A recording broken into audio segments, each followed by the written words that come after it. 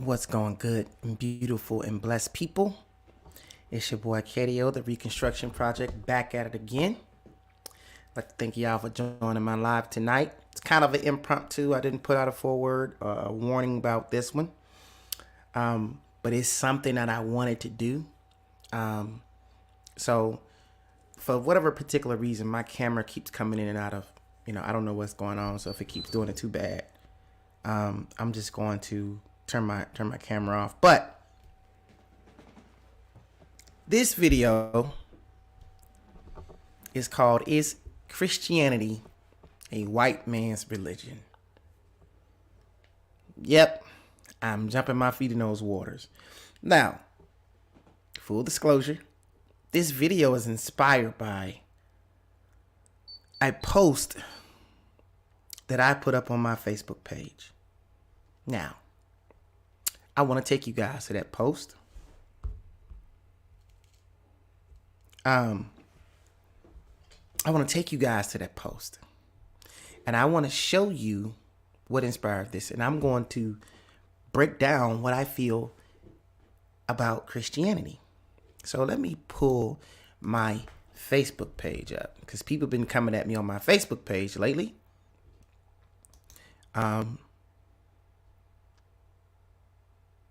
So let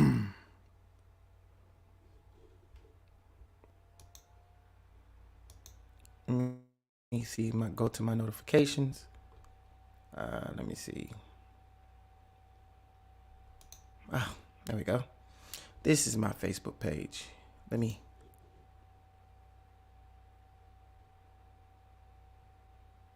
share my screen. So we're gonna read the post first, and I'm gonna get into this.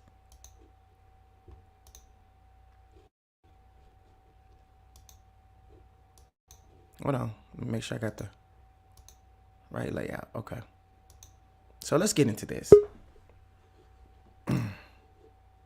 What's going on, Ghost? Let me add you real quick. So let me get into this real quick. Let me just read. Hold on, Ghost. Let me go ahead and go through my little soliloquy. So let me read what my post said.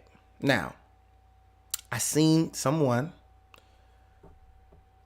chastising African American people about saying praise be to your ancestors and all of those things, and they was chastising them from a Christian viewpoint. Right? There's a trope in Christianity that praising your ancestors somehow makes you ungodly. So I came on my Facebook page. I didn't even, it was kind of an indirect address, but this is what I said. Praising your ancestors is not, repeat,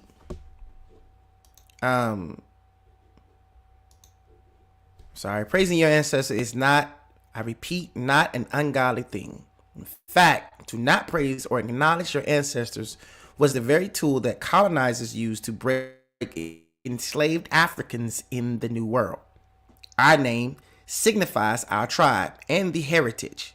When you see the name Aroluwa, which is my son's name, that's why I use that, the average Black American sees a person with a weird name. However, anyone in Nigeria would immediately recognize him as being Yoruba. The word of God says that my people who are called by my name, he said, my people who are called by my name, his name, Yahuwah, his people, Yasharel, as you can see the spelling, got Yah in it, his son, Yahshua or Yahusha, which means Yahuwah is salvation. Now, Yahshua or Yahusha is the true name of who people call Jesus Christ. As you can see, his name means Yahuwah is salvation. And how did they become his people? Why did they inherit the land of Canaan? Why did he keep his promise and bring them out of 80 years of oppression and captivity? In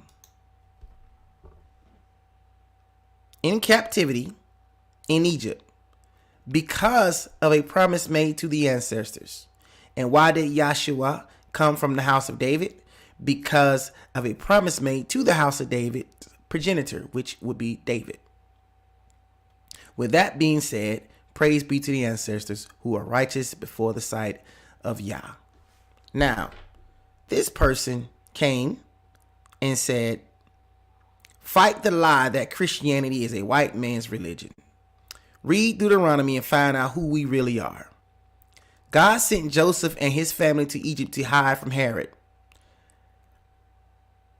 I'm taking Joseph and Yeshua and Mary to hide from Herod because everyone looked like Casper. It's kind of incoherent, but this is my response. I've known for years, I'm supposed to say years, that we are true Yasharel. However, Christianity is in fact a white man's religion. However, being a follower of the Christ, the Hamashiach, is what we are supposed to be, keeping God's law, precepts, statutes, and commands, and the grace we were given through Christ's death is how we are to truly live. Now, let me just stop sharing and go back. What's up, Ishmael? What's going on? What's going on, my man? What's going on, Ghost? I'm good, man. Yeah, I was giving my entry soliloquy about why I'm doing this live stream. And when it comes to Christianity being, or whether Christianity is a white man's religion or not. Now, I got one more thing that I want to show, and I'm going to open it up to the panel. Ismail, I'll send you the link because I know you want to come on. Let me send you to put the link in the chat.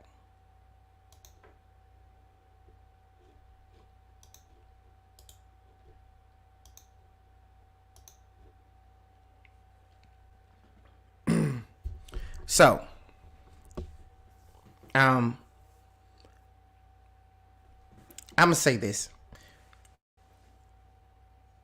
Yes, in fact, Christianity is a white man's religion. It is. It is a religion that was invented by Europeans. Okay. Now, with that being said, I am not discrediting or saying that I do not believe in the Most High God, because I do. I am a follower of the Most High. And I believe, what's going on, Ishmael? Peace, Ghost. Peace. And what's going on? And I believe, my belief is that Yeshua the Hamashiach was the sacrifice so that we may have eternal life. However, that's where me and most Christians differ, because that's what most Christians and most true believers of the faith and most people who are really trying to follow the Most High differ. All right. And this is something why I want to show. We're just talking about in terms of Christianity. This is something that I want to show. I want to show how the bastardization of a faith can turn into a religion for another set of people. Right? Now I'm going to show this real quick, and I'm going to open the panel up for discussion. Now, there is something simple that the Most High told us to do when he gave the 10 Commandments. One of those commandments was keeping the Shabbat, resting on the Shabbat, right? And that was supposed to be an eternal commandment, forever, right? Well, when you come along and you change and say, well, Shabbat is no longer on Saturday, but on Sunday, that changes the whole dynamic. Just that one part, I just want to say this. I just want to use this one example, and then I'm going to open the panel up. So I'm just going to share this screen real quick, and why I say Christianity is definitely a white man's religion. And we're going to get into it. Okay, let me share my little handy dandy screen here for Riding the King. Okay, quick question to the panel. Can y'all see this? Yes. Okay. Good. All right. Here we go. This is what I want to share. Right here. Let me make it bigger. This is the Council of Laodiceans, right? In this council, they were laying down bylaws of the early church. Now, there's one particular bylaw that I want to pay close attention to, and this is the Canon 29. And it says specifically, Christians, let me highlight it, Christians must not Judaize by resting on the Sabbath, but must work on that day rather honoring the Lord's day. I'm saying that again. Christians must not Judaize by resting on the Sabbath, but must work on that day, rather honoring the Lord's day. And if they can, resting then as Christians. But if any shall be found to be Judaizers, let them be anathema. I don't know what that is, but let's click it real quick. What does that mean? Placed on high, suspended, set aside. So let them be set aside. Where I'm going? Where I'm at? 29. So let them be set aside from Christ. Now, let's click and find out what the Lord's Day is. Sunday. Sunday, or Day of the Sun. Don't sound very like the Most High to me. As the name of the first day of the week, and is derived from the Egyptian astrology. The 7 planets known as Saturday, Jupiter, Mars, the Sun, Venus, Mercury, and the Moon each had an hour for the day assigned to them, and the planet which was regent during the first hour of any day of the week gave its name to that day. See calendar.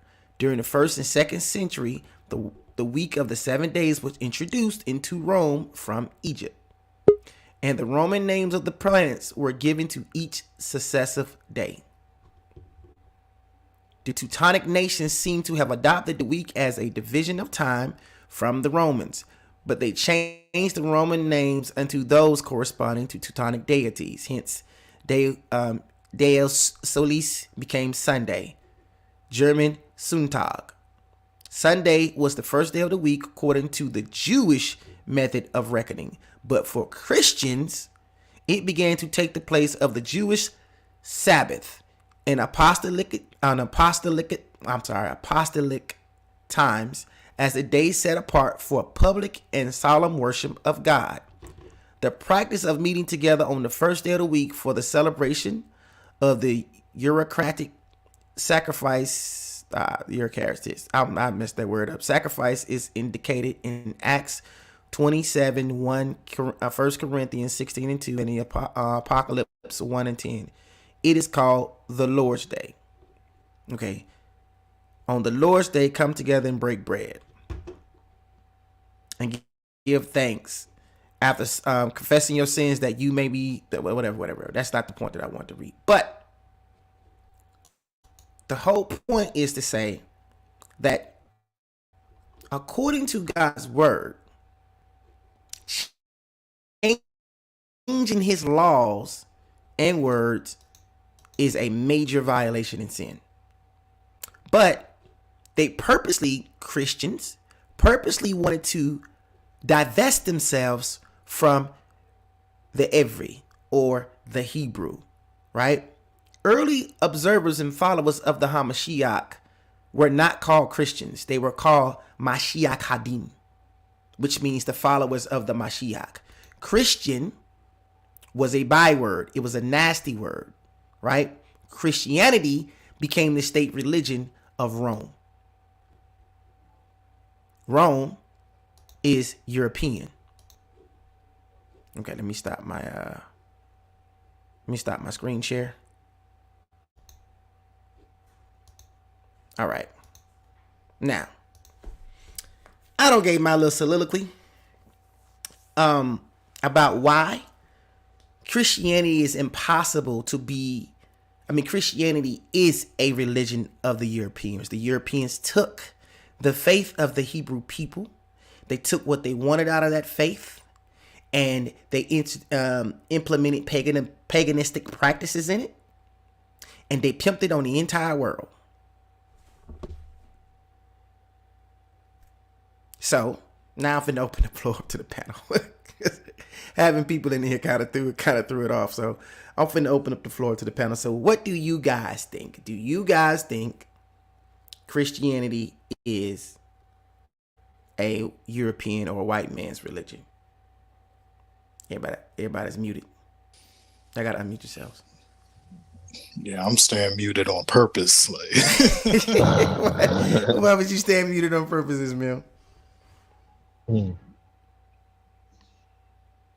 Well, who wants to go first? I open it up to you guys. Ismail said he's staying muted on purpose.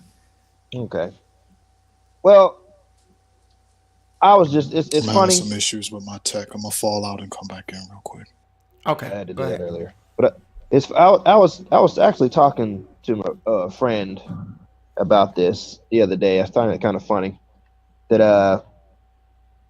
I don't think it's our natural religion. I think it's like most of the stuff has been changed and like kind of perverted, because this was the religion or the belief system given to us or forced on us by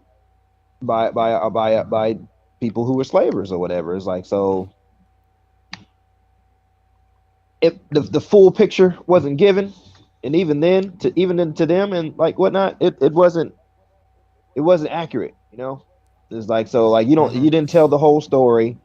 We did this, or like they you were taken from somewhere and told to believe this. What you believed wasn't real or wasn't right, and by the tenets of your captor's religion, you were wrong, regardless of whatever you was doing and what you was thinking and stuff. So even when you fall into what they believe, you still ain't like a whole person, or you're still not equal, and them same rules and whatnot don't necessarily apply to you and stuff.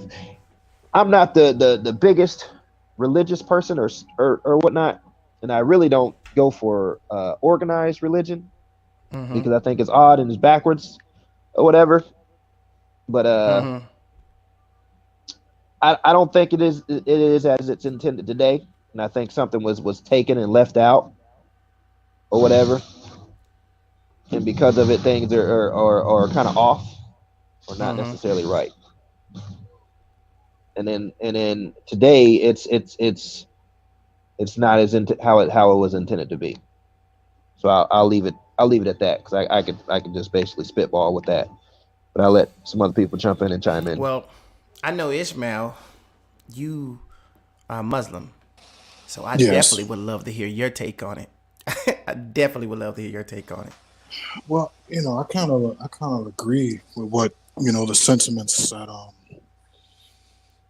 that Ghost shared. I think in the form that it has been presented to not just like the African who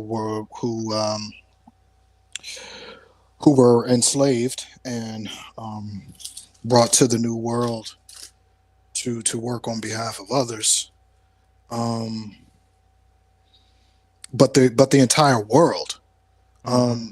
There has to we can't forget how, and it's not just Christianity. I would say organized religions. Period.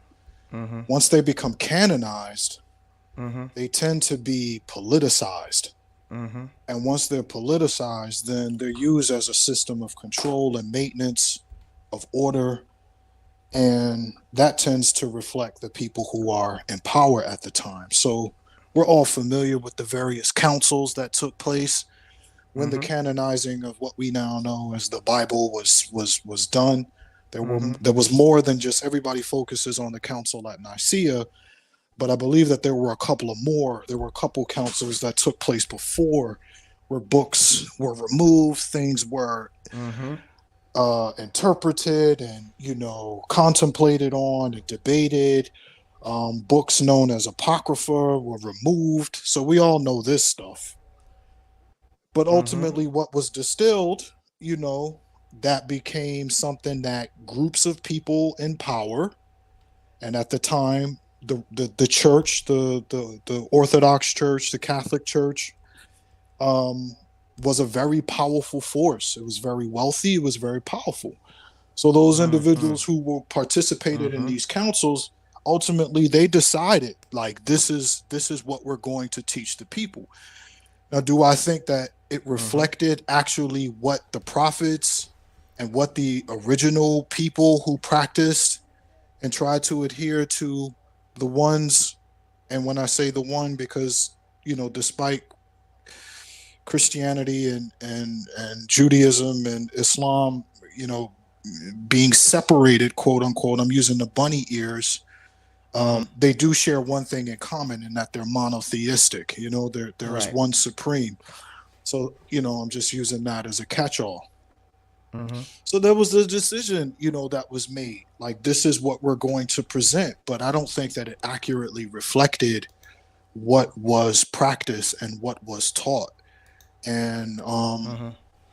when we get to the enslavement of the African and those that were brought to the New World, by then, so much time had passed, man. Like, so many different ideas. We saw a fractioning between the Catholic Church and Protestantism, and so their teachings was different, their interpretations was different. So we don't know what version was actually given and forced upon the African who came here. Because Mm-hmm.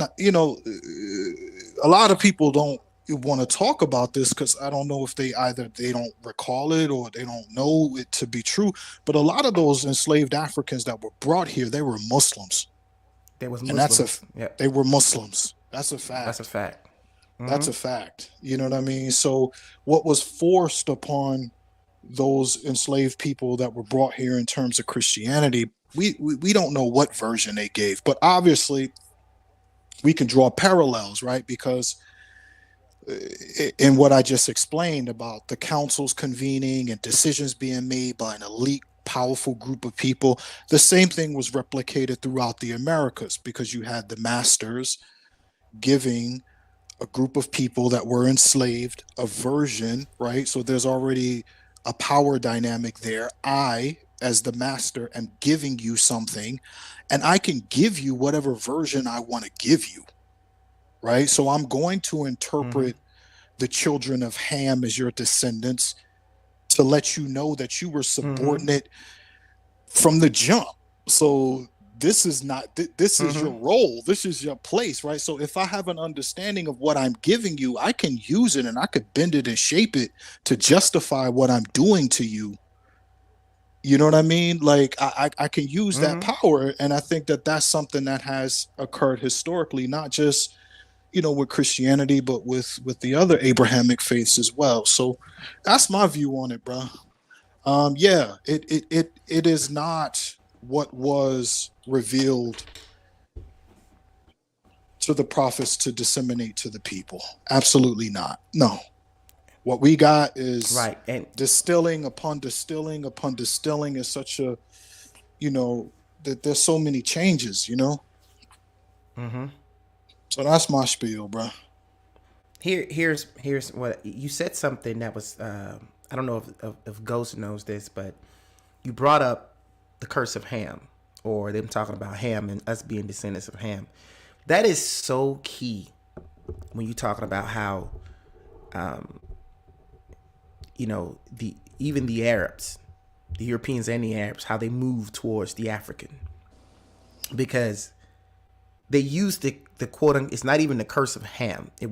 Ham wasn't cursed. It was his son Canaan was cursed. But they used the curse to Ham to say because all African people supposedly were descended from Ham, despite the fact that they all had the same progenitor, which is Noah. That all African people were descended of Ham. So it was justification for enslavement of the African person, right? Exactly. Um, but when I talk about something being a religion of, when talking about the religion of the European, I say that because it's where that faith was molded and took shape and originated from.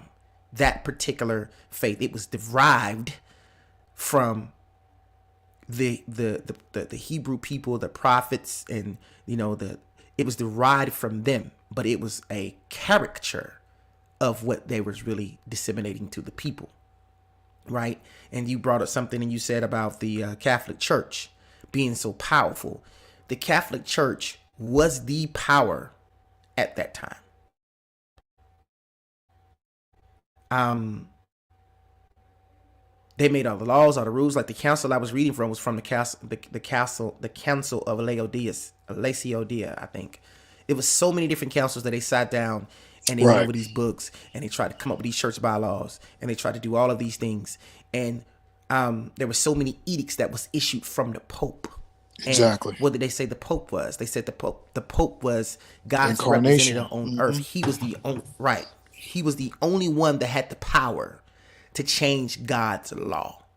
That's what they said about the Pope, right? So when the Pope passed all these edicts, he's talking about the Spanish Inquisition, the Portugal Inquisition, to where there were the true Hebrews were expelled out of the land of Portuguese and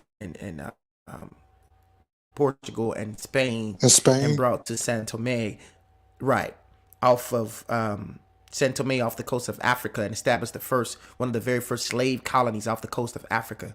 Those are things that the average person doesn't know and doesn't talk about because it's not taught. And then what you said, like what's this guy name? I'm pretty sure you know his name, but he wrote a book.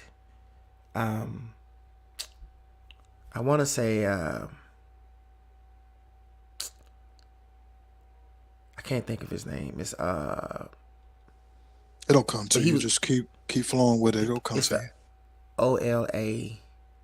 Ola. I can't think of his name, but he wrote a book. He was Muslim, and he got taken into slavery.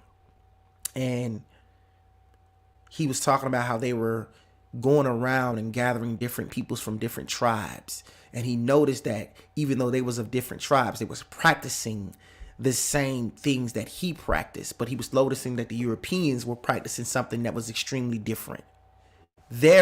The version of Europeans were practicing Christianity, and it was so dramatically different from what he knew to be true, right? They were eating all this unclean meat. They were doing all this crazy stuff that he just was looking at like, wait a minute. And the thing that also that people don't realize, okay, Islam and the Torah have been on the continent of Africa before the white man even touched it. It's Facts. been there, right? So a lot of those, because it was a lot of Muslims, a great deal of people that came to the States, came to the Americas, were of Islamic faith, but there were also black people that came to the States that was of they was practicing of the Torah. They were telling that they were Judah, and even the people who were practicing Islam was saying that they were Judah in a lot of cases. Those are things that don't get taught, right? There are things that don't get taught, and so when you bring someone and you want to break their will, you first have to. It's no mistake that Caesar Borgia was painted to be the representation of the Hamashiach. Right? It's no mistaking that he was painted to be, I'm just going to use his name for the sake of identification purposes, Jesus. It's no mistaking. When you want to warp somebody's mind or you want to paint yourself as being the superior being, you make yourself I guess make your deity over and make the deity in your own image. So every time that you worship that deity, you're worshiping me. One of the trippiest things that I ever experienced is when I went to Nigeria and I seen a picture of white Jesus on a billboard. It blew my mind. Yeah, it's kind of sad, man. Have you seen that on the continent? I know you've been to the continent quite Well, often. we spoke about it. We spoke about it on a previous stream, and I was asking you a question about the rise of like what was your take on the influence of the spread of the evangelical church. Mm-hmm. Yeah, I've definitely seen it. You know what I mean? Like I definitely have seen the way that religions have been weaponized to subjugate a people. And I will say that in a lot of ways that is true for not just Christianity but as well as Islam. And I'm saying this as a very proud Muslim. So there is when you say that the deity is kind of rebranded, yeah, I mean that happens in war, right? Like if I go to war, we see this, we saw this happening as early as the ancient dynasties and in Egypt and in Nubia. Whenever one would conquer the other, they Mm-hmm. would replace the deities, right? If you know Mm-hmm. you go and you visit um the pyramids in Sudan, and you go to visit pyramids in Egypt, and you see where there's scraping, right? Like there's a scraping of the face. I mean, who shot off the Sphinx's nose? It was a European, right? Right. Who came and shot, because that's what you did. You desecrated the people's faith system and you Mm-hmm. replace it with your own. So Mm-hmm. that in itself is not, um, in my opinion, that's not distinct to the European. I Right. think that more is a part of war and being conquered. What do they say? History is written by the victors, right? Right. That's at least that's what I heard growing up. History is written by the victors. So yeah, you're going to see a white Jesus. You're going to see things that are going to represent the dominant culture at the time, and that's what I describe as like the weaponizing and the politicizing of religion, and that's Mm-hmm. very dangerous, and history bears that out.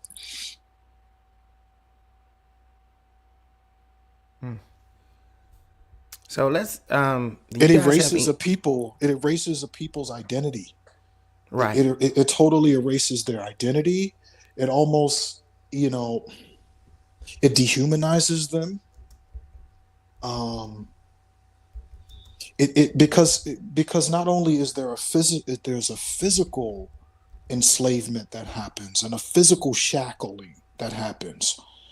There's a spiritual and more importantly, not there's a psychological shackling and Mm-hmm. erasure, right? Like there's a psychological erasure that takes place when you do that. And there's only but so long like generations are going to be able to hold on to it, especially in the case of like the Africans who were enslaved in North America. Our proximity to the slave master was so close, and our oversight was monitored so greatly compared to Central America, South America, and the Caribbean. Mm-hmm. So therefore we weren't able to retain a lot of these things over time. But Mm-hmm. you give it a few generations, psychologically you can wipe. It's almost like a hard drive. I think about it Mm-hmm. as like a hard, you can wipe a hard drive clean. And this is what happens when one conquers another and imposes their deity, their belief system on the subjugated group. Give it some time, it can be completely wiped off the face of the earth if there's no one there to retain and remember and to practice. And to our ancestors' credit, they did the best that they could. There's Mm-hmm. documentation to show that they tried to hold on to what they brought. But over time, man, it got lost. Mm-hmm. So yeah. Especially in South America, like you go down there and you really see the Yoruba culture. Like I see a Oh lot of yeah, Yoruba influences down there. absolutely. They were able to retain all that stuff, and then like the Caribbean became a mashup of all those different cultures becoming one. But our culture when we got brought to North America was just completely and utterly decimated. You couldn't even be caught practicing anything African. No. And And again, to our people's credit, we tried to hide it. We were very creative. That's why it really frustrates me when I hear people talk about, those descendants of enslaved Africans in North America and not having a culture. If you really understood and knew the history of the enslaved African here and his mm-hmm, descendants, you will see remnants of African culture. right, It's definitely still present. But again, it took a lot of creativity. It took a lot of hiding. It took a lot of, what we call syncretism, where you're trying to fuse things and mask things to hide them Mm-hmm. because of our proximity and the closeness of the monitoring and supervision from the slave master. We had to be more creative. We couldn't Mm-hmm. practice drumming and dancing in the open, like how, Mm-mm. on the plantations in Brazil and whatnot, they were still able to, kind of drum and practice and do different things. Same thing, throughout the Caribbean and whatnot. Mm-hmm. So to our ancestors' credit, because a lot of times I think that, to your opening monologue, we as Black Americans or African Americans, Americans descendants of slaves, whatever it is that you want to frame, however you want to describe yourself, we Mm-hmm. don't really give our just respect to the sacrifices and the ingenuity of our ancestors to retain the Africanisms. And it's so disrespectful. It is, bro. It is. And Our it ancestors did an amazing job. The fact that we're still here right. says a whole lot. So, But and our church is that different. The AME church is different from the white church across town. A lot of that, the Protestant and Pentecostal traditions are That's the different church I from the. went to. Was the Yeah, AME it's church. I different. didn't. That was new to It's me. very African, bro. Yeah, mm-hmm. like I didn't know the difference. I was like, what is? I asked what the me being not knowing nothing. Like, what is AME? What's that? Yeah, And they it's a told lot of they shook Africans. their head and was like, how do you not know that? I was like, because this is my first time going to church. I didn't grow up like this. This wasn't my thing. I didn't start for real attending church till I was like 13. Other than like being stuck with my grandma, like over the summer as a kid, I go on Sunday and just thought you dressed up and listen to this man talk and go home. That's as much as it went Mm-hmm. to me. And then being a Mm-hmm. teenager and going to an AME church and then noticing the differences between like Baptist and Southern Baptist and Pentecostal and Episcopalian and all that stuff. And I was like, Lutheran and all that. I didn't know what none of that stuff was. And like, they all think they got the same thing. That's another thing I was talking about with my friend is like, depending upon where you live and where you were born is like really determines your religion, because everybody think they doing the right thing, or their God is the one true God or whatever, or their belief system is the one true belief system. So it's like, unless if you live in a village somewhere and don't ever leave your village, you think you's doing the right thing, and you could be like having all this little paganistic stuff that you got going on. You could be like a voodoo priest or something and not know, Mm-hmm. and thinking this stuff is normal and what it's supposed to be. And it's like it's kind of weird. And then like to have like one religion, like your religion, like we was talking about earlier, you just be removed from that environment and told something different, and all this stuff, this bad stuff happening to you or whatever, all because of the tenets of their faith and what they believe, and how because they've captured you and removed you from what you're from, your stuff is null and void. Yeah, that's the I think brainwashing. Yeah, it's a bitter pill to I swallow, and wanted then to it's a question of faith.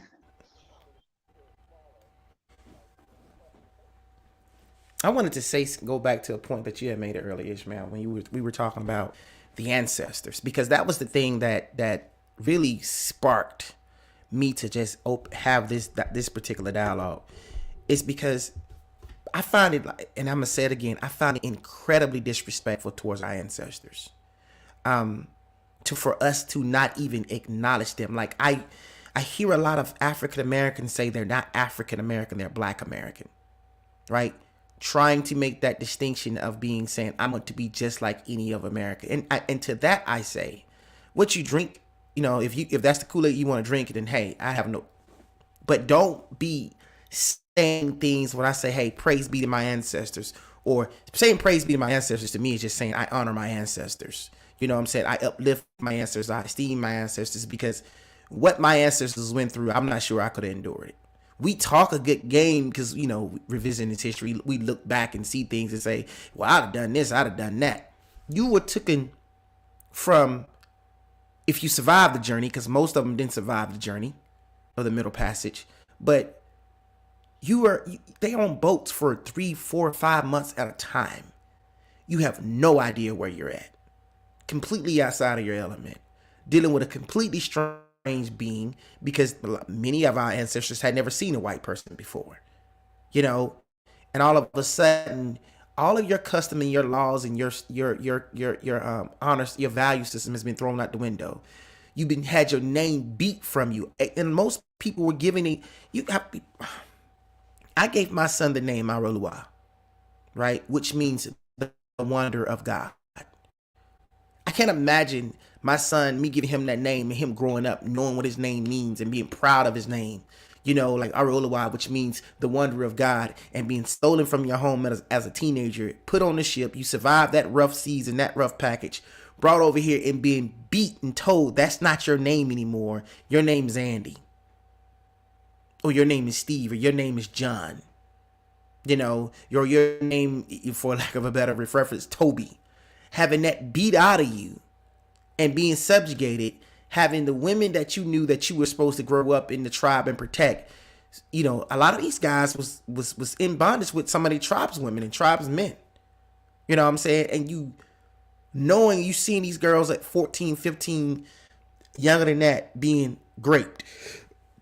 You know, you seeing all these things and you still survived and you still persevered and you still made, lemons out of lemonade out of lemons. You still did all these things, and to have your further descendants say, I don't even want to recognize that anymore. Our ancestors were longing to be back on the continent. They were longing to be back home. They were longing to be reconnected with their family. And we have become the thing that we were bred to be in this country. We've become that. So I find it incredibly disrespectful when someone says, because you are a Christian, you don't acknowledge your ancestors. That to me is the most silliest thing I could. It really boils my blood. It really does blows my blood, because that's like someone saying, because you're a United States military now, you don't acknowledge the fact that your father raised you and got you out the house so where you can be a productive citizen. You're telling me not to acknowledge my forefathers or my foremothers. It's crazy to me. I'm sorry, I went on a little rant, y'all. I apologize. But it's all good, man. It's all good. And it was all done for profit. I mean, when you think about it, when it all boils down to it, it was all done for profit. And when I think about when I look at, and I know the history, and I look at what's happening modern day. We were talking earlier, Ishmael, when you was telling me about, you know, you getting mad, or you get married and you guys are finalizing your plans, and the excitement that I have for you, and then the excitement that I hear in your voice. I can imagine what your bride to be is going through, right? Cartwheels. So when I look around, because I was talking to a guy earlier as well, when I look around and I'm like, man, we have been told that I can't even put it in words, man. I just can't even put it in words right now. But I'm trying to find the words, because it's heartbreaking. It when it all falls down, it literally breaks my heart. It does, especially when you've been on the continent. That indoctrination is real, and especially when you've participated in a formal introduction, you just negotiating the bride price, the wedding, the celebration.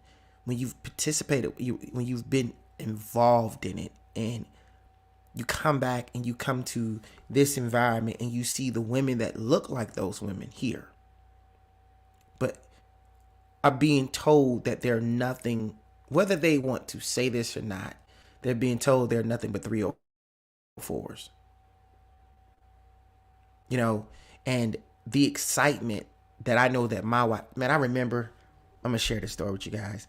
I remember when I had talked to my wife's mother, and her only stipulation was I didn't take a second wife. So she was like, I don't want you to take a second wife. And even that, Ishmael, was almost a foreign concept to me at the time. It's not a foreign concept to me anymore. But, you know, that's normal in many of the cultures in Africa to have second wives, third wives, if you can afford them. Right. And so that was our only stipulation. He said, I'm giving my daughter to you to be your wife. Right. But she's, we had to go to her father. Right.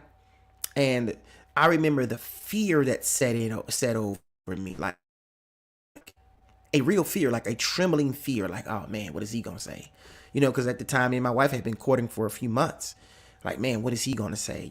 This, that. And so I remember when my wife, she went to her aunt, and her aunt was like, well, I'll talk to your father. you know, and I remember when she sat down and talked to him, and he was like, well, do you love him? She was like, yes. And he asked her, he was like, I wanted to ask you, who paid for your school fees? Was it him?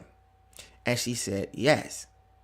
And for him, it was just like, well, for him to step in, because, that was his job. For him to step in and to do that, it sent a strong message to him. So he was like, sure, I'm ready to meet Joshua. And I remember, man, she called me. I hadn't been asleep for like 2 hours because I did an overnight route. And she called me, and I didn't hear the phone ring at first, but she kept calling back. And I woke up and I was like, hello. And she was like, wake up. I was like, I was like, what? Calm down. She's like, wake, baby, get up. And I was trying to get my eyes together because she did a video call. I'm trying to get my eyes together. And she was like, I just talked to my dad. Guess what he said? And I was like, well, judging by your excitement, he must have said yes. And she screamed like a scream of joy. And I was like, wow. Like, I never seen that reaction before.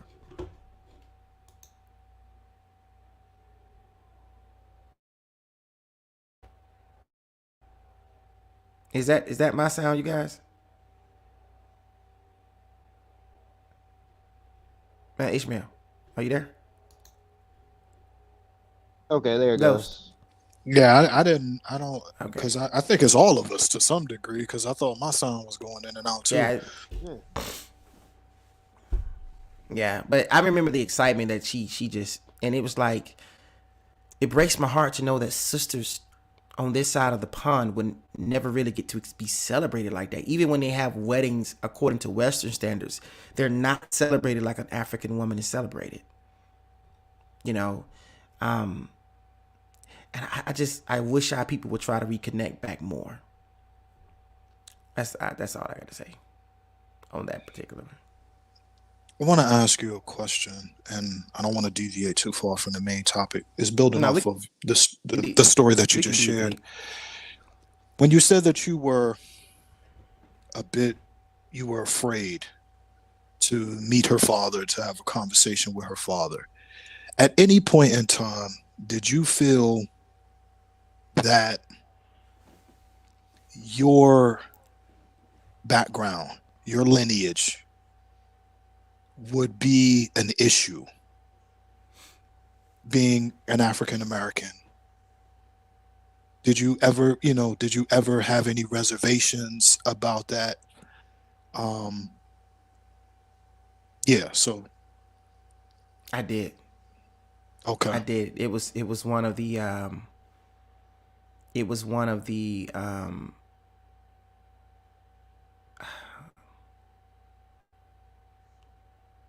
was one of my top concerns. I did, because at the time you're trying to reconnect with the continent, but there are so many misconceptions and so many you hear so much stuff about how Africans don't like us and how those things, and then it's our reputation around the world as being African Americans. It was a concern. It was a major concern of mine. How did you navigate that? And did your wife assist in that process in any way? Well, she assisted, I guess, maybe a bit differently.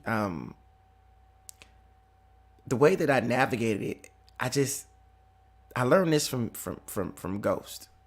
You know, we've been friends for about maybe what, almost 22 Almost years 20 now. years, man. More than Yeah. that. And one of the things that I learned from him is I learned how to fight through rejection by saying that the worst thing that can be told me is no. You know, that's the worst thing that I can hear is no. It may sound like it's not, you know, it's just simple as that, but it was. And I think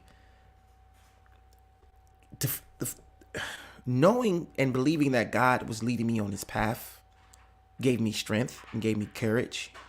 But going to my father and asking my father for permission gave me courage. Asking my father for his blessing gave me courage. And then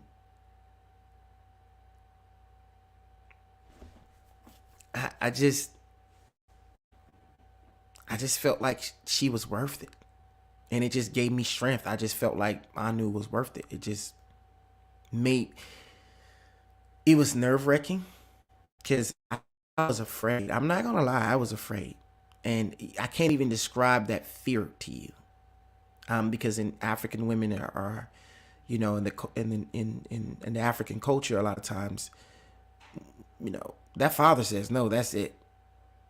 That's it. That's the end of the ball game. I don't care how That's she feel it. about you. That's it.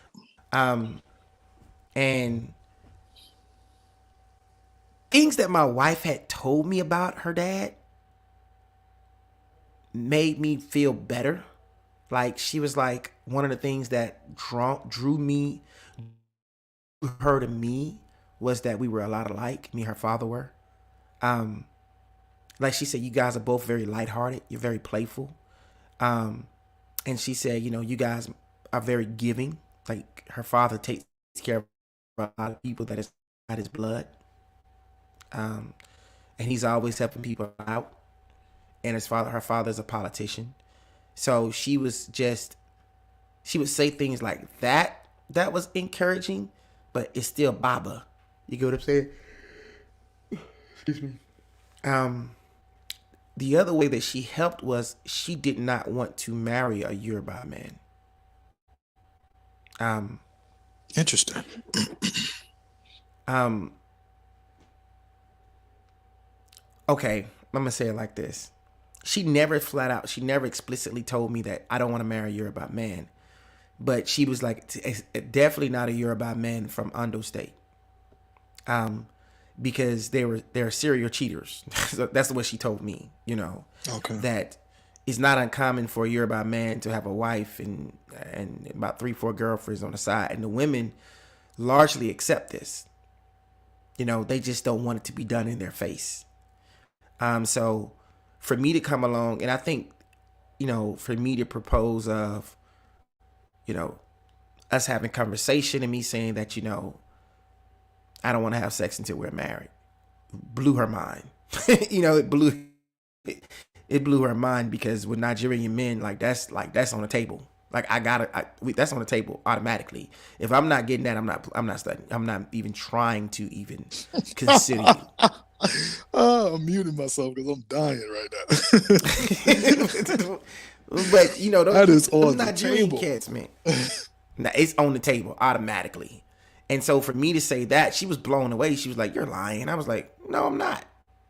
You know? And I was like, you know, I didn't want to taint the wedding night. You know, I wanted it to be special. You know, I wanted to wait. I wanted to be it not just to be, you know, something that we did. I wanted to be a sealing of the deal, a consummation. You know, and I wanted to please the Most High. I wanted to not only show him that I thought that she was worth the wait, but to let him know that, you know, I wanted to do it right before his sight. That was just where I was. And so for her, that separated me from most men anyway. And definitely most Yoruba men. You know, definitely most Yoruba men. But it was still nerve wracking. It was still nerve wracking. Like even when I got there, Ishmael, when I first met her father, I was so nervous that I I had sweats in the palm of my hands. I had puddles in my hands because I was, you know, it was just different. African fathers in Africa, they are just different, especially with their daughters. It was just a different thing. Like I knew this isn't like me going to Mr. Johnson's house and I'm gonna marry Charlitha.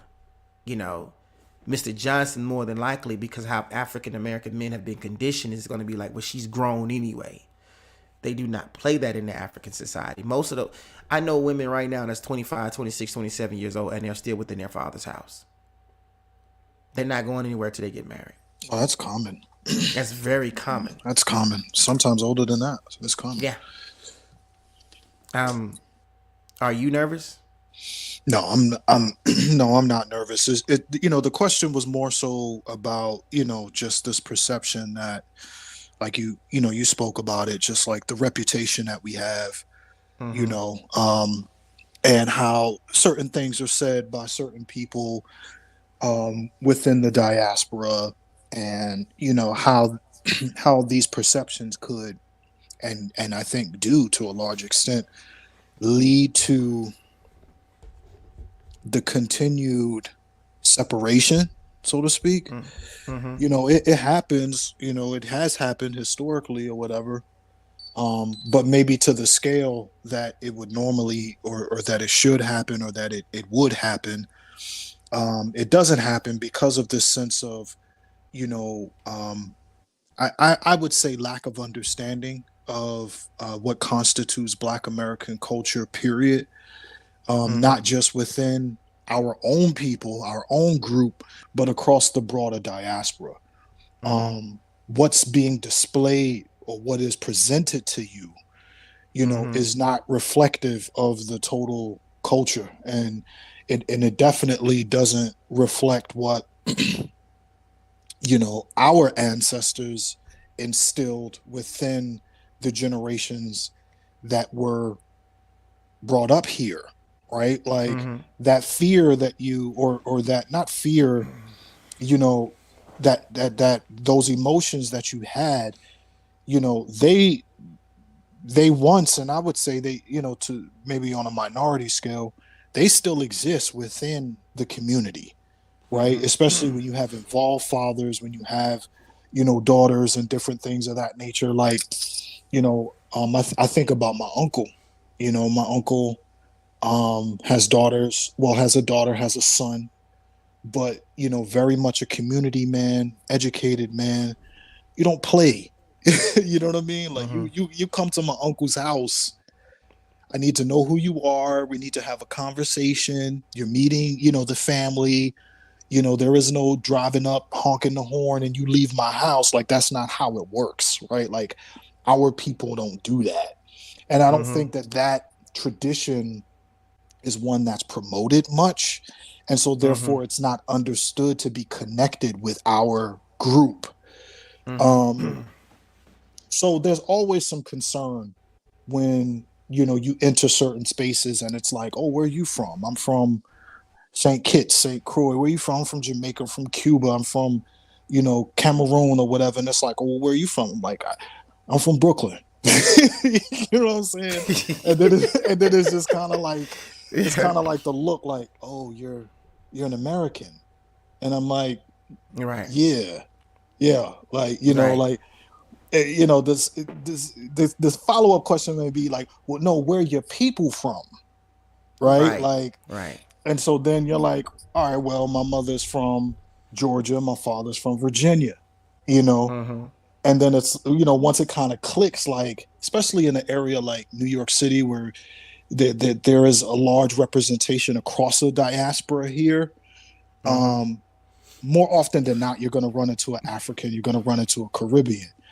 And so it's like, Black American, that's interesting. It's almost like you're the foreigner in a lot of ways. But right, it's just a misunderstanding, and it's a mischaracterization. And even going back to the whole thing about the ancestors part, because there's been a wiping of the hard drive, we don't even understand how that was a part of our people's culture and tradition. We honored our ancestors. Yep. We always honored them. We honored their birth. We honored their transition. Their spirit energy. We did these things, and there's historical evidence to support all of that. And I just think that sometimes when you hear these comments, like the exchange that you had on Facebook or whatever, for me, a sadness kind of goes out to that person who's commenting, because that just kind of lets me know you don't know. You don't know. Now, do I get angry with you, or do I exercise empathy with you? Because clearly you don't know enough for you to make I that statement. I'm not gonna lie, man. It made me angry. It made me angry because it was out of ignorance, and it was okay. I'm gonna chastise you because you're saying praise be to the ancestors, and I'm like, I'm gonna honor my ancestors, man. Listen, I went on a journey to discover where I came from. And when I finally realized that my matriarchal lineage goes back to the Masa people by Lake Chad in Cameroon and Chad, and that those people came from all the way out of the Sudan, traveled through Egypt, came out. They came out of Yemen originally. That's where they first found evidence where they were. I felt proud in a sense. Now the tribe is very small. It's only like 200,000 like known right now worldwide. It's a very small tribe. But when I did my research, because I wanted to know what they stood for and how did they end up live there near the Lake Chad area, and basically they fled upwards through Cameroon and around the Lake Chad area, trying to escape Nigerian slave raiders. Wow. So that's how they end up being right there. And they are proud people, and they're a friendly tribe, right? They're called the Masa people or the Banana people, which means friendly in their language, or friend. And I say their language, but technically it's my language. I True. just and one of the things that they are firmly against is adultery. They are firmly against adultery, which made me feel even more proud. And knowing that I have Nigerian heritage and probably some Ghanaian in me and stuff like that, which I'm getting ready to do a more wider genetic test. But I did the African ancestry test. But before then, I had started tracking like my ancestry here in the States. And I got all the way back to a slave plantation in South Carolina. Yeah, Where that's my a huge port of great entry. That's where right, most of our people came in. South Carolina. It came in right. through South Carolina. And I Yeah, learned my that's the great the great Chesapeake Bay area. That's where the American slave coast trade was from. yeah. Yep. But I learned my great great grandmother name was Milan, and her father was a white man, and she was her father was a white man. Like, he raped her mother. Sorry, YouTube, but that's what he did. And when I learned that, it it gave me the sickest feeling in my stomach. When you have to go back and learn your history, and then on top of all of that, she was not married, but someone was searing her children. So she had four. She had 4 or 5. My great grandfather was born into slavery. His name was, what was my great grandfather's name? Elijah. His name was Elijah. And he ended up having my father, who is Luther, my grandfather, who was Luther Alexander, which had my father, which is James Alexander. So I learned all these things, and the only thing, because back then the slave masters, they didn't take responsibility for it. So you don't never know who was my great great great grandfather. Could have been a slave master. Could have been one of the overseers. Could have been, one of the sons. You just don't know. Yeah. And when I learned that, like I said, it broke my heart. It broke my heart, but I kept pushing because I'm like, I need to know. I need to know these things. And I know, like I said, I'm like 90% West African. And I know that my maternal line goes back to a Muslim woman out of Cameroon and Chad. And to think of what my ancestors must have went through, and to know that my great great great great grandmother, I'm gonna say it like that, got captured, put on a slave ship, and was brought to the Americas. And knowing that how the tribe is, and knowing more about the Masa people that I know now, how could I never not honor that woman? How could I not do that? How could I not say praise be to my ancestor or to my ancestors? And it's like, it makes me sad. It makes me real sad. It's hard because I know where I come from, and it's like, I imagine the journey that she went on, and it's like, you saying because, of Christianity, I shouldn't honor her. I mean, I just, Yeah. and I'm gonna say this too. Me marrying an African woman was very strategic on many levels, and I'm gonna tell you why. For one, I told you it was geopolitical. It was some political reasons behind it. But the biggest thing was, I wanted my sons to never have to ask that question, where I come from. Wow. And I gave him, y'all gotta forget, I'm almost in tears when I say this, so let me step back for a second. But I named him Arolua. I named him that. And my wife, when he got here, she was like, well, when he goes to school, let's just have him call him one of his middle name, which is Elishua or Samuel. I say, no, they're gonna call him Arolua. And she's like, well, baby, it may be hard to pronounce. I said, then let them call him Ara for short. But they're going to call him by his Yoruba name. And I want him to always know, no matter what happens, he can never forget who he is. He can never forget that he's Yoruba. It can never be taken away from him because I gave him that name. Right? And that was, and the reason why I want to go back to Africa, because I want to take my line back to Africa to reintegrate with the African tribes there. I want to assimilate back. And I get really choked up about this because you guys are African Americans, man, and I know for me, I wondered for a long time, like, where I'm from. Who am I? What my people look like? What was they like? What was the culture? What was the name? What was the language? You know what I mean? And, not being able to speak my natural tongue, it's heartbreaking to know that someone can just script your identity like that. But it's even more heartbreaking for me to know that our own people, because we are harsh, we are a mashup of tribes. Yes, we are. We know that. And for our people to say, we got at least, at a minimum, some people have 4 or 5 different tribes that they come from. And for us to say, I don't even want to get to know one of them, it's heartbreaking. Yeah. Let me stop before I start getting emotional again. I don't know if y'all can hear, I was fighting back them tears.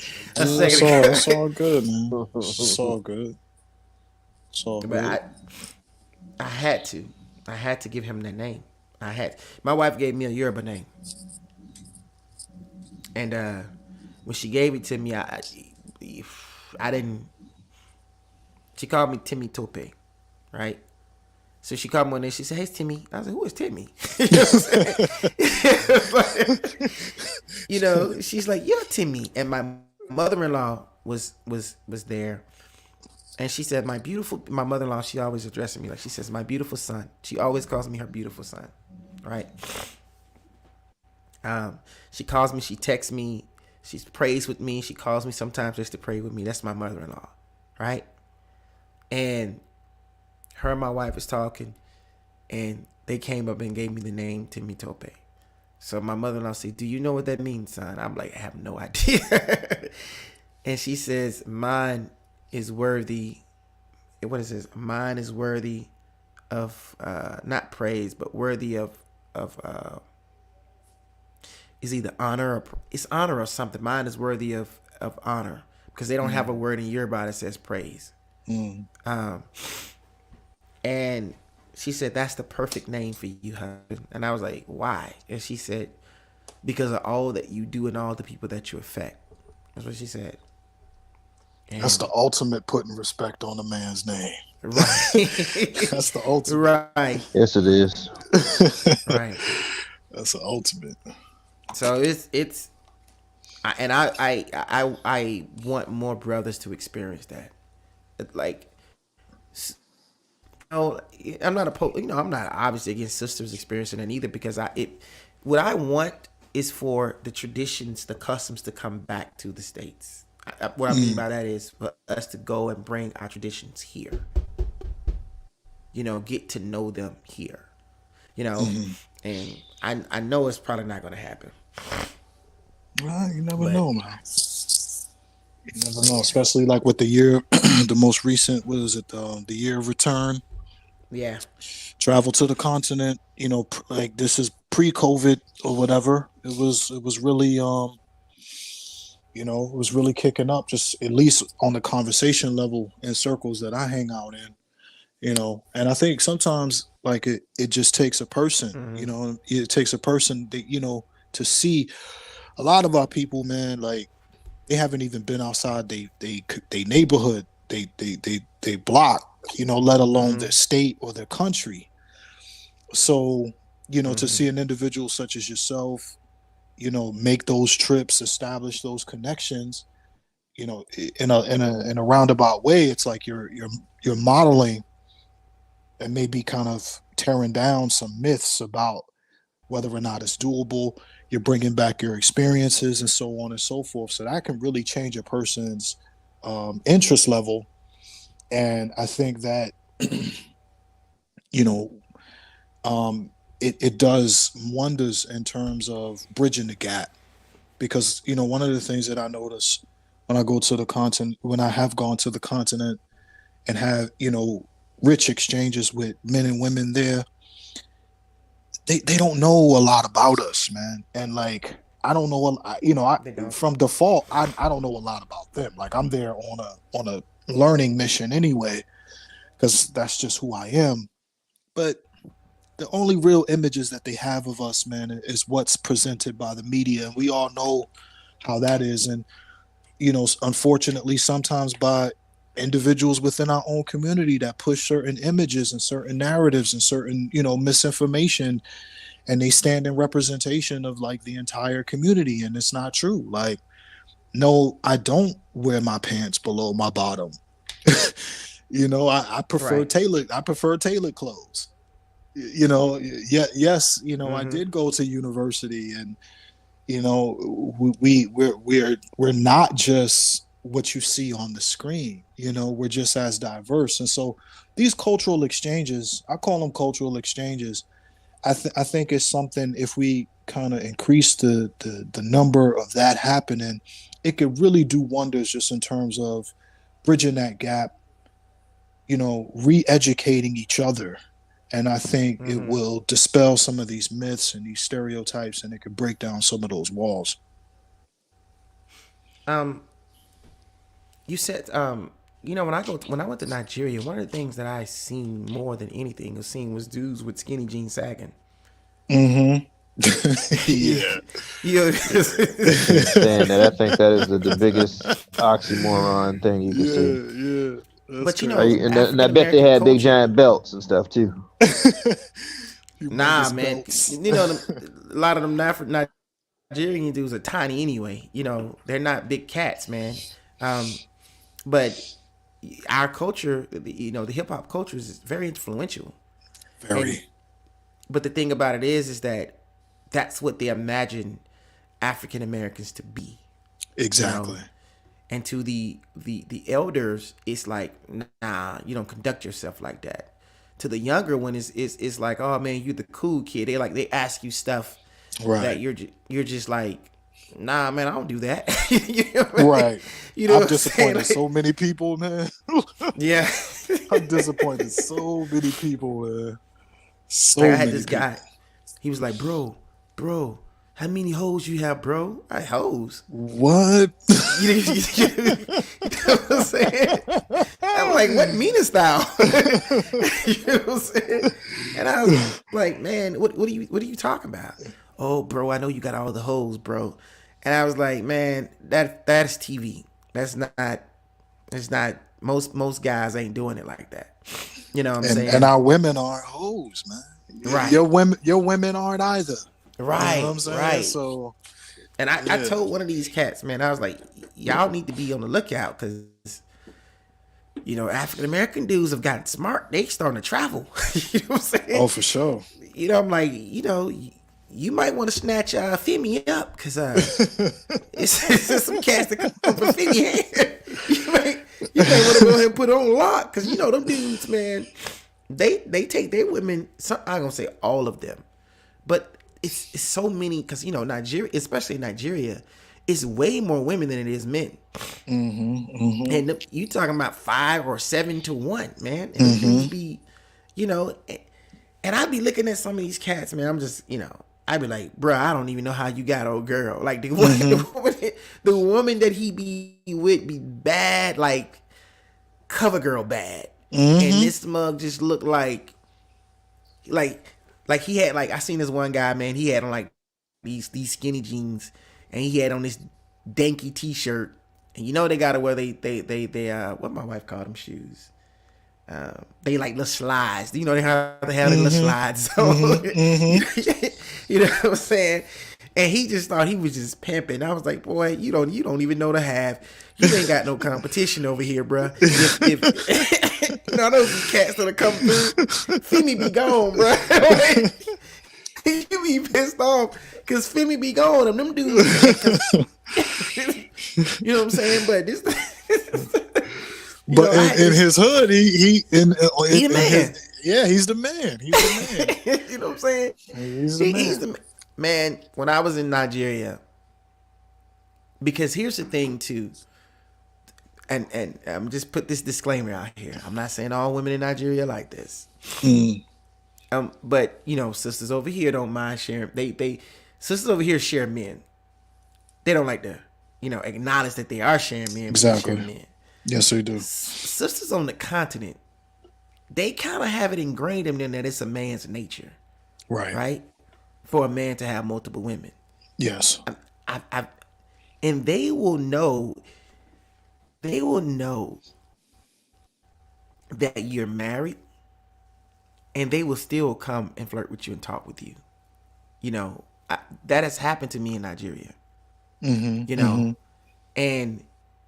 my wife and I spoke to my wife about it, and she said, my wife is the truth, man. She's like, my wife is like, she's like my wife is she's my G, man. She says, this a normal thing. Like I was telling her, I was like, yo, how come these women, they'll walk by me, they'll smile, or they'll come up to me and they'll start asking me questions, and they do it subtly. They don't do it like where it's blatantly disrespectful. Very coy. Right? Very coy. They're very coy with it. I love that. I love that, man. Right. Because And they'll say, it's an art. It's an art. It's an art. And I remember when my wife was in the hospital having ARA, and they induced her labor because she didn't want to. No, it wasn't her. They induced her labor because he was like late. He was like 3 days late, and so I had to go back to the States within like another week or so.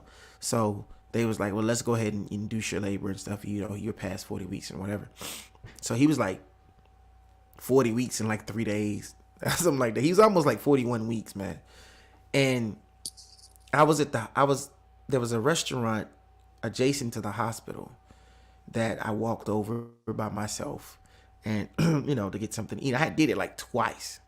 So when I came in the second time, one of the girls, beautiful sister, when I tell you she was bad, she was bad.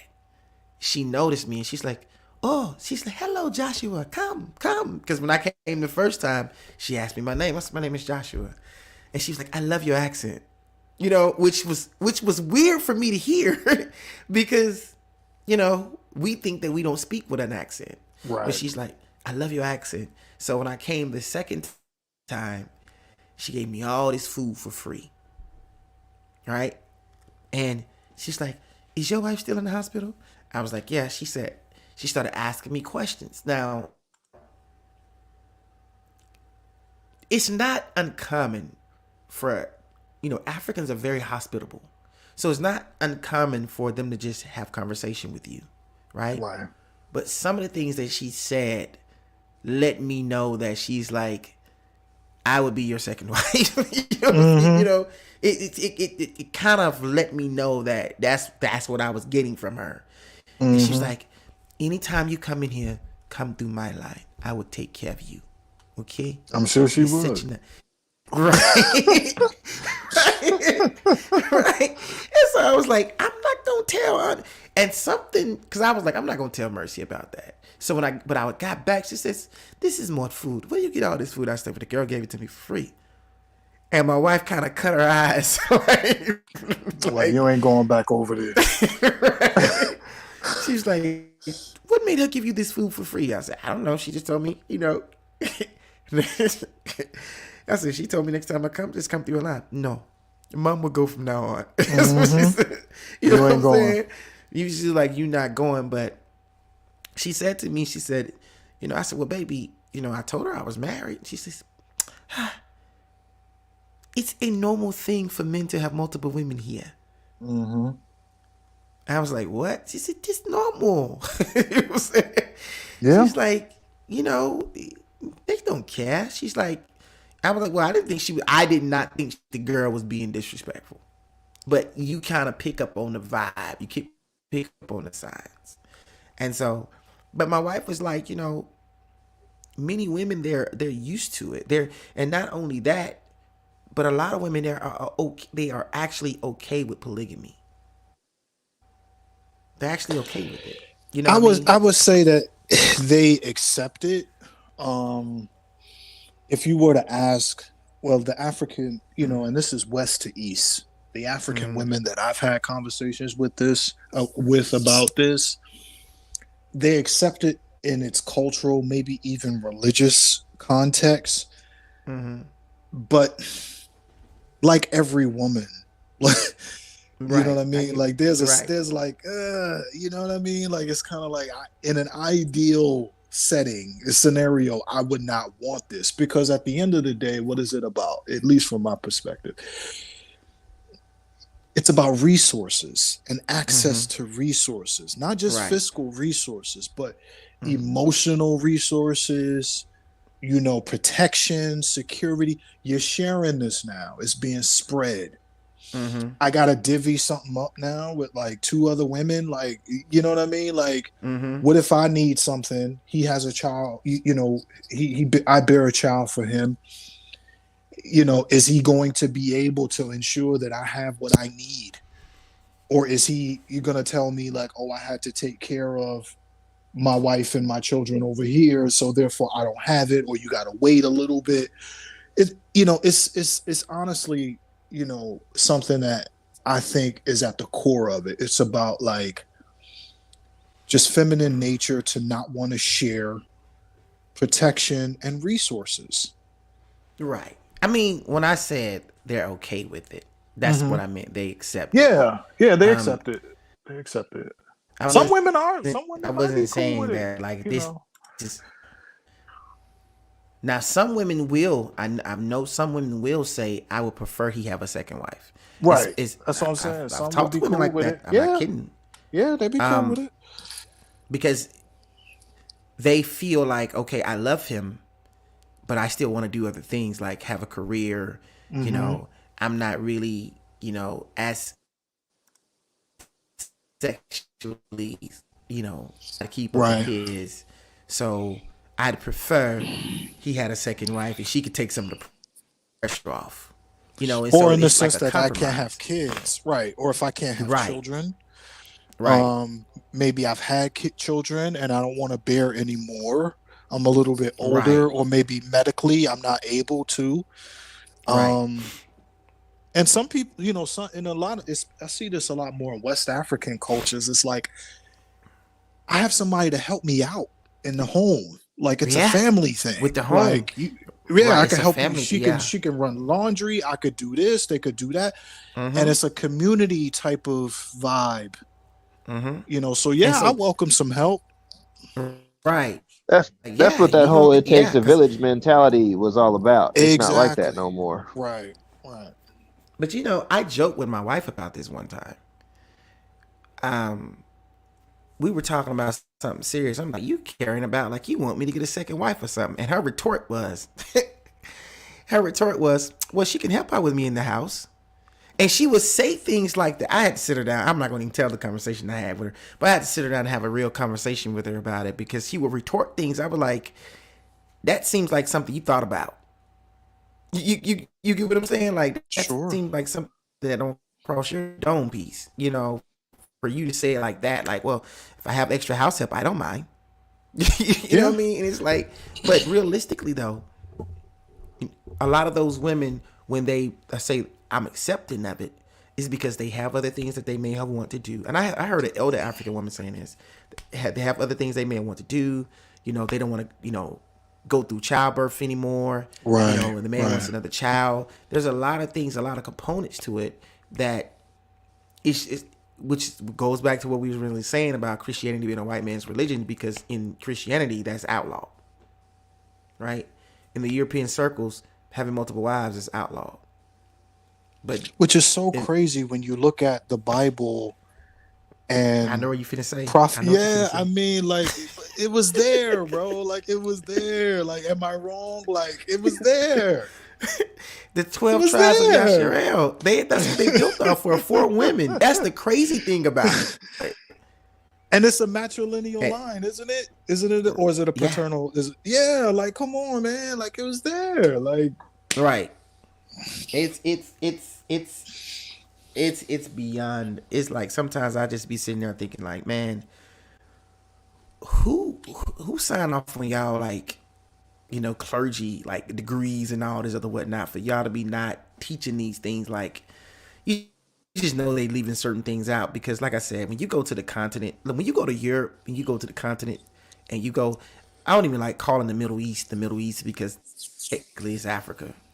right. We know what they did with that. So when you go to those places and you see how the cultural in the Bible and you like when you look at the continent and the culture in the continent versus what the Bible says, you see they match up pretty well.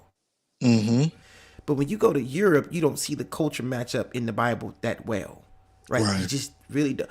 Maybe in certain eastern parts, but then in the eastern parts of Europe, they're Muslim. A lot of Mm-hmm. those countries, You're you know right. what I'm saying? So, but you see that and you just be like, man, wait a minute, because when I seen when I was talking to my friend um Eluchi, she's Igbo, and she was telling me about the bride price. That was the first time I had really heard about the bride price. You Mm-hmm. know, she was like, "Yo, you're gonna have to pay a bride price, right?" I'm like, "Who?" You know what I'm saying?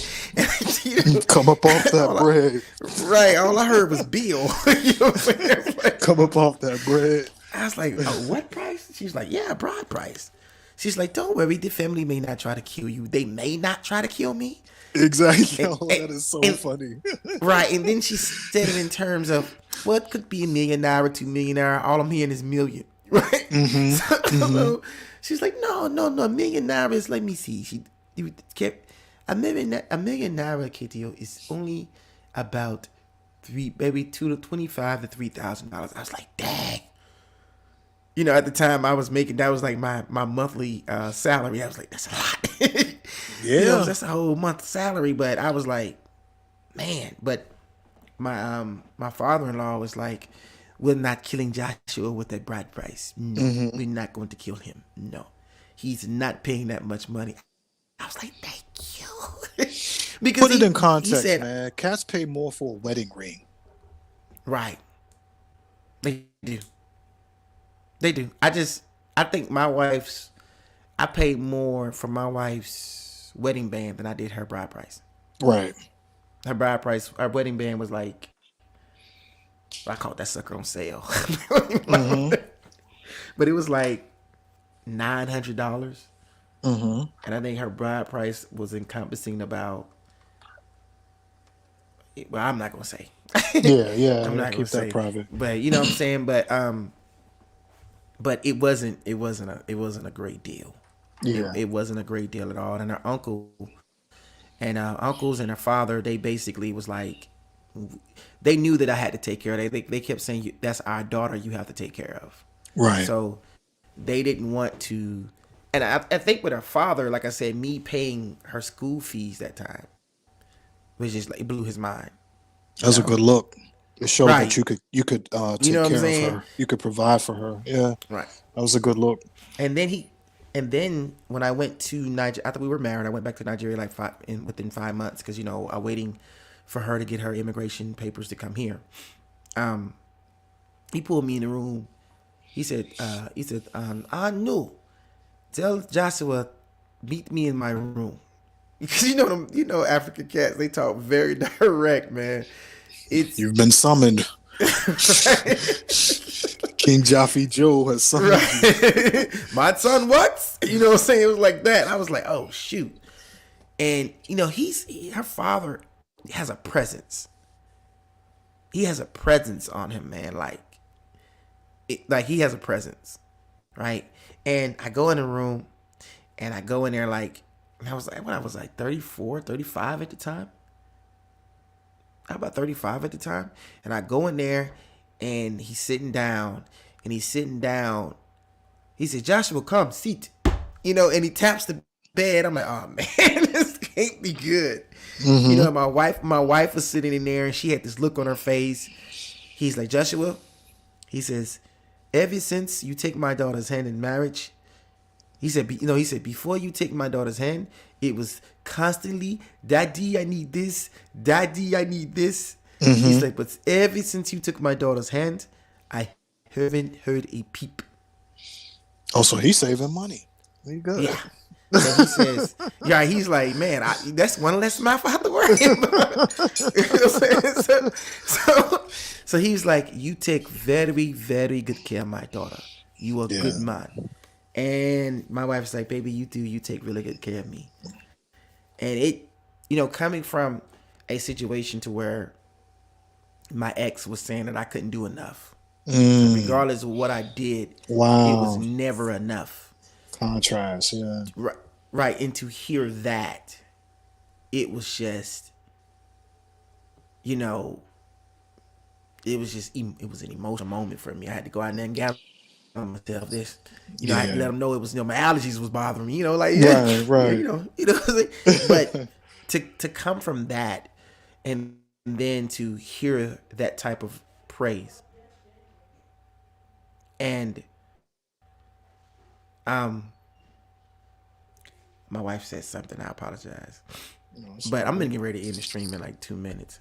But okay, to come from that and to hear that, and then one of the things that stood out to me with my wife was when she would come to me and tell me she needed something. It could have been urgent, but the way she would ask me for it, it was just different. Yeah. And then if I said, well, how soon do you need it? Right? And she says, well, I don't need it immediately. It can wait. And I said, okay, well, I'll give it to you this Friday. There was no hounding about it. It was not even mentioned again. Right. If something, I think maybe something came up like once or twice to where she asked me for something. I had to delay it a few more days because, my check was smaller than what I thought it would be, so I had to wait to the next week or something like that. It wasn't something that was like you're less than a man about. Yeah. Because I was always taking care of her. That was the thing that stood out. It was like, you're my husband. You're supposed to care for me. You're supposed to take care of me. Right. And I'm going to trust you to take me. And it was like never a thing of I'm downing you or making you feel less than a man. Like she's never said anything to me in our entire almost 5 years of marriage to make me feel like I was less than a man. That's what's up, man. She gets mad and she'll say something to me. She'll get mad and she'll let me know that she pissed off. You know what I mean? But it's never like you are it's one thing to be like, I'm mad at you, but it's another thing to be like, you're a failure. Right. Because you didn't do something that I may have wanted you to do. But yeah. But anyway, man, I don't have much else to say. It goes on here just adding his little ad libs, ain't saying nothing, little turd. Yeah. But that's what I do, man. bring the stream to a close, man. I thank y'all for coming through. Y'all got any final thoughts? I appreciate it. I mean, I would let Ghost, man, go first. He has been a little quiet. Nah, I mean, I said nah. I mean, I jump in and out when there's needed. Y'all seem more knowledgeable about today's task, so I add a little bit when something rings or pops for me. My little coastline stuff, but I'm with you. He sound like how Will said to Uncle Phil. Uncle Phil said, "Give me that phone. I'm gonna rip your liver off and eat it raw." And Will jumped on the soda and he about due for a snack. Like what? Oh man. But I appreciate y'all for coming through, man. I appreciate y'all. Always a pleasure to be in good conversation with some with intelligent brothers, man. Yeah, man. I gotta get your email address. Yeah, let me put it in the in the back chat. Man. Yeah. Yeah. I'm gonna see the only mine. thing that I would say in terms of the topic and everything like that, man, is just that it's really important for our people, especially if we're going to align with certain belief systems and just every human being, take time to not just study the origins of what it is that you believe, but really take time to go within yourself and ask yourself and allow that, what I think is a natural spiritual connection that we have to the one. Why are you being guided in this direction? How is this going to help you in terms of the fulfilling of the work that he has for you and your overall purpose on this planet? It shouldn't be something that you take very seriously. Your spiritual life, is infinite, and you need to enter into these decisions with a great deal of understanding, and you should, to the extent at which you can. I think that us being flawed and human, there's certain limitations, but do the work to do the studying to the extent that you can, and also go within yourself and allow faith to guide you and steer you, and do a lot of introspection and thinking about why you believe what you believe and why you feel what you feel and why you're being drawn to that decision. But make no mistake about it, your ancestors had divination systems and belief systems before they were brought to these shores. And these things are stamped on your DNA. They don't go anywhere. Right. They don't go anywhere. So what you accept and what's ingrained in you may be two different things. Mm-hmm. Not saying one is better than the other, but understand that this is something that is stamped on your genetic code, and you just can't separate with it, no matter how much you may try to. Mm-hmm. It's something that is a part of you. Now, you can reject that if you want, but it's not going to change the reality that our ancestors came with something, and that has survived the hardships that they've endured. And so don't be ashamed of it. It is a part of your culture. It's a part of you. And yeah, man, I got one final question I want to ask you, Ishmael. And it's pertaining to your new soon-to-be wife. What tribe is she from? Well, so she is Northern Sudanese. Okay. She comes from a specific town forget the name of the town, but essentially, like in her last name, it lets me know like what type of class she comes from, right? So over in like in East Africa, they have, you're more likely to hear conversations around clans. They have clans, and almost like the Indian caste system. You're born into Okay. certain groups of people, right? So she comes from an educated class. Literally, it's Okay. in her, like it's in her name. Um, and but the distinct tribe, that she comes from, it evades me right now. She identifies more as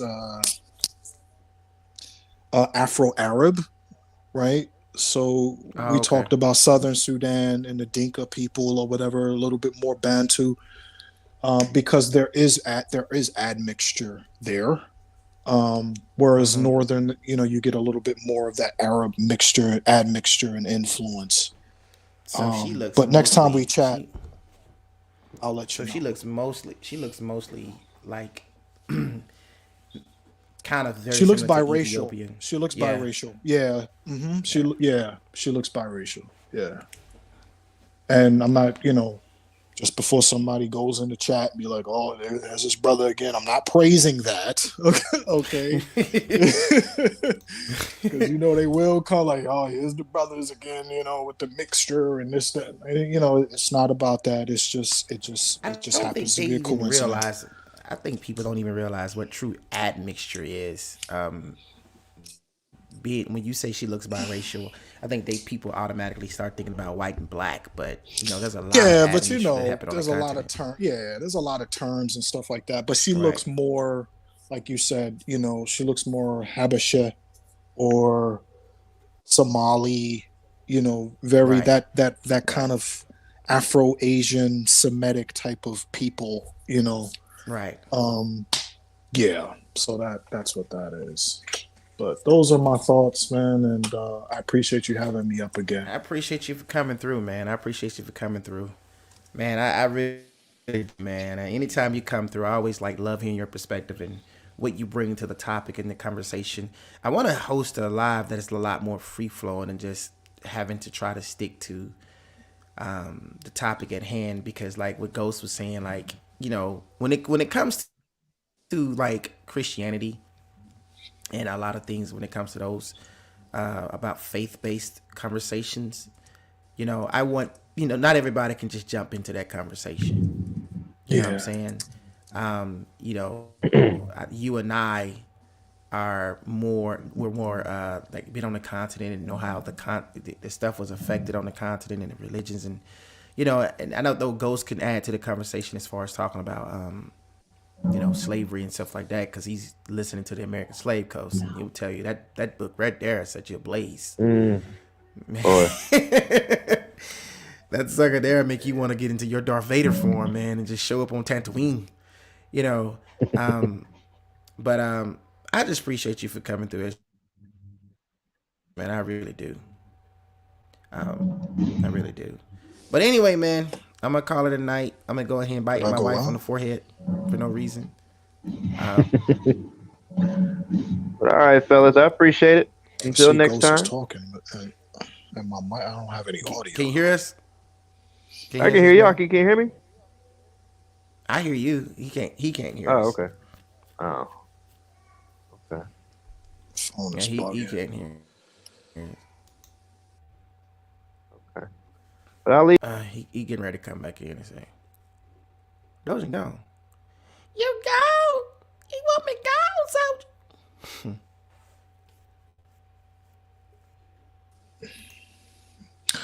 Yeah, I don't know what I don't happened. even know what happened, man. Like I saw the mic moving or whatever, but I don't know. But I was talking about this book called I was just Daughters of the saying. Trade. No, it's not Daughters of the Trade. It's the American Slave Coast. No, yeah, I know that. I said that. Um, I was saying that book that Ghost is reading, that's on my list. Yeah. I oh, okay, finished. okay, okay. I'm wrapping up a book called Daughters of the Trade, Man, I and heard about that book though. man, listen, You talk about One that you Ghost's gotta get book is right. gonna, yeah. You talking about Ghost's Yeah. book gonna make you angry. I done threw this book across the room half a dozen times, if not more, Oh man. man. You know what I'm saying? Because let me And just, I gotta take it in small spurts because you that's too much to it's like too take in. much.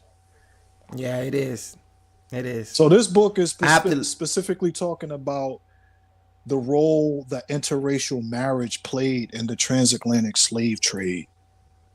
and how you talking about daughters of the trade, right? And Yeah. how Daughters of the trade. Yeah. the white men intermarried into African tribes just to get access to. Is Yeah. that the one you're talking about, Ishmael? Yeah, man. Yeah. It's African women, European men, and how, it that interesting dynamic that resulted in deals being made. And you talk man, let me just not go. Let me just not go Yeah. into it, man. You know, I mean, we talk about the manosphere and the space and divestors and all this stuff, man. It's like I'm reading this. I'm like, is this like the origin of this? Like, what's going on? Like, Right, it's right. crazy, bro. It's crazy, man. But real quick before you go, what are your thoughts are on the manosphere? I have mine. What are yours? Just a quick overview, Um, Ishmael. yeah, what's a quick overview? I think that the manosphere as a space is something that's long overdue. I think that the voice of black men in particular has been suppressed in various forms, especially in academic spaces for a very long time. So I think that this space, the emergence of this space is a positive in that way. I just think that there's a lot of what's going. I'm going out again. I don't hear any, so I'm just gonna keep talking, and then I'll drop out for the night. But I think Nah, that we hear I you. hear you. oh, okay. I just muted because my You just son came in muted. here crying. That's all. Oh, okay. Yeah, I just think yeah, he that came in here with crying. within that space. Uh-oh. Within that, what's up, little man? Within that space, there is a lot of toxicity. There's a lot of healing, but there's a lot of hurt as well. And so being a discerning consumer of manosphere content, I think is really important. And this is what when you and I was kicking it early a little bit earlier about KS or whatever. That was the point of view that I was talking about, right? Like, what do you eat from the buffet and what do you pass by? Because I find myself stepping out of that space just to kind of detox, especially when I see it going in a certain direction. But I do think that there's a great deal of benefit. And I think that the space in terms of giving black men a space to express their thoughts and their feelings and to be validated, I think it's needed, man. It's long overdue. Yeah, Pooh, go to mommy. Go to mommy. Cause you talking. He's like, I want to Go to kick it. I mommy. want to join. I want to join the live. I'm coming in a minute. My. See, he's upset now. He's my shadow. He's my shadow. He just woke up and he came to found me. That's what he do. But I 100% agree with you. I feel the same way. Like I can only take so much manosphere until I have to go and detox and come back. But I definitely think that the space is a much needed thing. I think that men have never had a forum to where they can go on and just express their views and not be looked at, with some type of a contempt of judgment. But I think that, there is a, because I keep hearing a recurring theme about who hurt you. And the thing that I see is that, yeah, a lot of these brothers have been hurt because they've been, deceived by the system and thinking that the system was going to be beneficial to them, but it was really gynocratic at its roots. You know what I'm saying? So if I've been lied to and I found out everything that I believe was a lie, of course I'm gonna be angry. That's called red pill raging, right? But I think it's healthy because I think that anytime that there's a counterweight, it adds balance. You know what I mean? And sister's been saying some devastating things about brothers for a long time, Man, listen. unchallenged. You know, go ahead. Nah, I was just agreeing with you, man. That's it. You I was just agreeing. A lot know, of hurtful things. a lot of hurtful things, and they've been, you know, just saying, getting over on black men, being able to, you know, put black men in the system, and all these crazy things that these brothers thinking that it's just normal, and come to find out it's not a normal thing to do. It's actually very toxic behavior, right? But it's the black community at large, and so I think that I don't like hearing women be marginalized. I don't think every woman is a bee or a hoe. You know what I'm saying? Well, we know every woman ain't a bee or a hoe, but I think that the truth of the matter is most of our women have given into thought culture. But like, I just say the brother's name. Just take Obsidian, for example.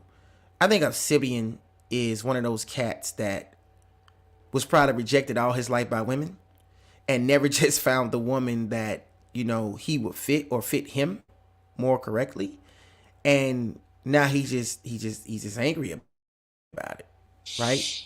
But you know, no, that's his plight. That's the hill that he chooses to go and die on. You know what I'm saying? But I think there's some cats in his space that they just know the game and they just spitting nothing but game. Well, I don't know everybody in this and space, man. There's so many people. Obsidian, I do know. And I got a different view of him than yours. It differs a little bit. Well, the But yeah. non-select thing to me, that's why I say it's like, you know,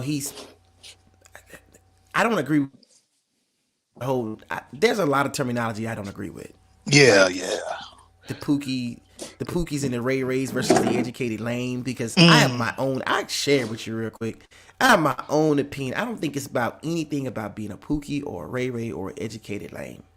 I think that it's just more or less what the community has defined as masculinity. Because if you take it back 50, 60 years, I just like take it that. back 50, 60 years. You know,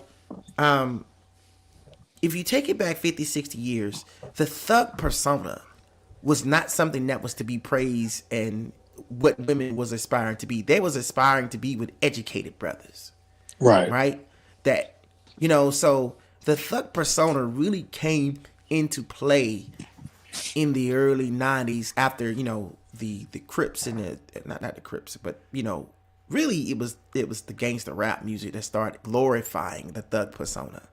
And the thug persona was just kind of black men leaning more into that already image that white people have tried to display tried to attribute it to us, right? But when I think about the educated lames and the Pookies and the Ray Rays, I'm just like, I cannot stand, because to me it's classism, right? Oh, for sure. You That's know, exactly what it is. that's all it is. And I'm like, you know, you want to call somebody a Pookie or a Ray Ray or an educated lame, you know, and all of these other things. And I'm like, man, listen, I was talking to and this is why I say I don't agree with it. I'm just gonna give you my example, because a lot of women are not marrying these educated brothers because they found these educated brothers lame. That is a Nice guys false finish narrative. last. But that's not why they're not marrying these brothers. Why aren't they marrying I them? do agree that when you're too From your nice, point of view. then from my point of view, They they're ain't not got marrying that these wow brothers or because they're it factor. intimidated. Oh, they're No, that's not intimidated it. by them. They're intimidated by them. Mm. That's the reason why. The reason why they want to be with the thug so bad. Okay, let me just say it like this right here. Let me just stay where I was getting the original point I was getting ready to make. When you got a brother that is a handsome brother, nice looking, got a little. Every man needs to have a little wolf in him. Just, you know, every now and then you need to bark a little bit. You know, you know, you have to bark sometimes. You know what I'm saying? Yes, sir. Yes, sir. But when you got that and your ceiling is excuse me.